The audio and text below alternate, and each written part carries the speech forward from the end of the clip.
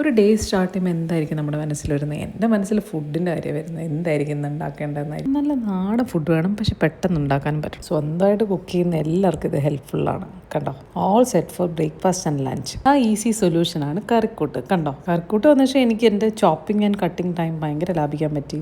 സത്യം പറഞ്ഞാൽ ഒരു 2 മണിക്കൂർ എനിക്ക് ഫ്രീ ആയിട്ട് കിട്ടി. ഇതൊരു സാമ്പാർ മിക്സാണ്. കണ്ടോ, ഭയങ്കര ക്ലീൻ ആയിട്ടാണ് അവർ പാക്ക് ചെയ്തിട്ടിട്ട്. എല്ലാ പച്ചക്കറികളും അതിനകത്ത് ഇൻക്ലൂഡഡ് ആണ്.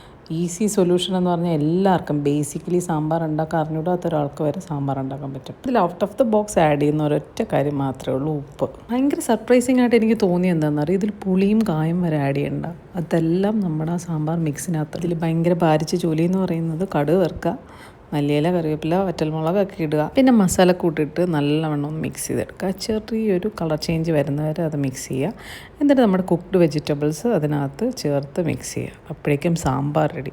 So simple and so taste. എത്ര പെട്ടെന്നാണെന്നറിയോ സാമ്പാർ ഉണ്ടായാൽ. കണ്ടോ, 10 മിനിറ്റ് വേണ്ടിയെന്നുള്ളൂ. അടിപൊളിയായിരുന്നു, കോമ്പിനേഷനായിരുന്നു വിത്ത് ദോശ.